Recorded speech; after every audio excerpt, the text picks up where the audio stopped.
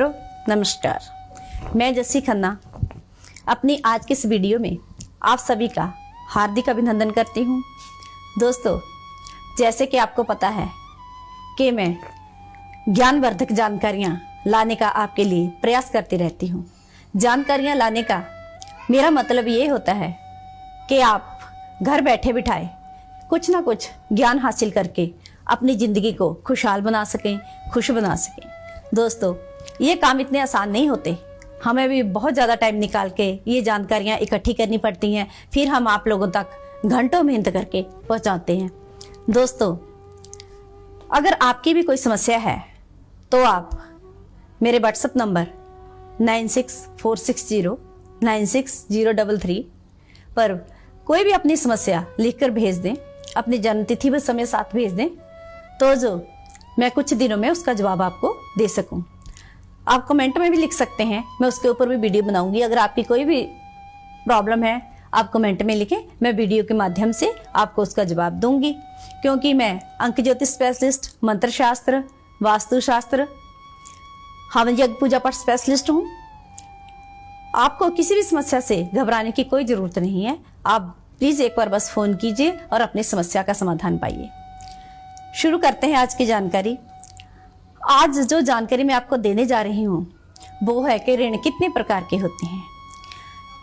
ऋण आमतौर पर 4 प्रकार के होते हैं: देव ऋण, ऋषि ऋण, कर्ज ऋण, पितर ऋण और ब्रह्म ऋण।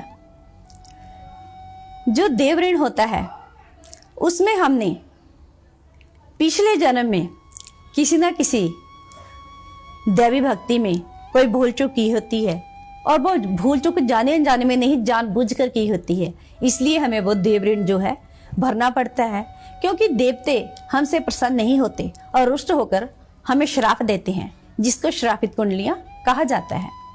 दूसरा जो है पितर ऋण।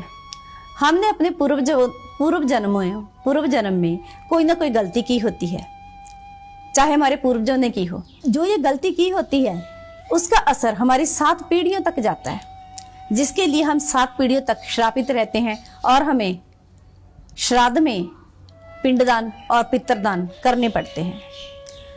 बाकी जो ब्रह्म ऋण है, ब्रह्म ऋण का अर्थ है कि ब्रह्मा के पुत्रों ने हमें बनाया है, हमें ये शरीर सौंपा है, हमें ये आत्मा सौंपी है, हमें सिर्फ मनुष्य के रूप में बनाया है।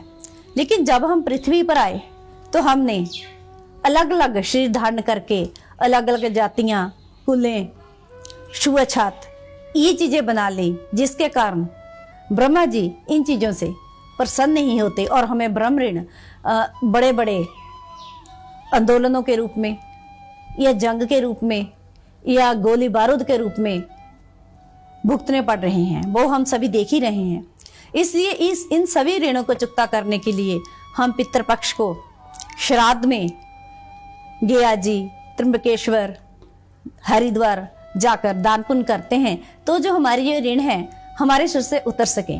कई बार तो ऐसा होता है कि खानदान के सिर से कर्जा ही नहीं जाता और हमारी गरीबी ही नहीं खत्म होती।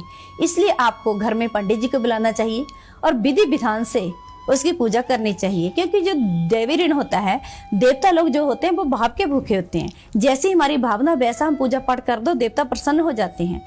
लेकिन जो पितर होते हैं वो जब तक विधि विधान से उनको दान पुण्य पिंडदान ना किया जाए वो प्रसन्न होकर हमें आशीर्वाद नहीं देते।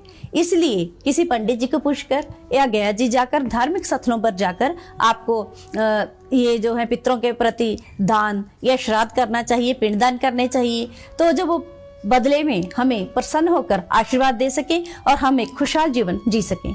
धन्यवाद दोस्तों। हमारे द्वारा दी गई जानकारी आपको कैसी लगी प्लीज़ ज़रूर बताना, कमेंट करना, लाइक करना, शेयर करना, वीडियो को सब्सक्राइब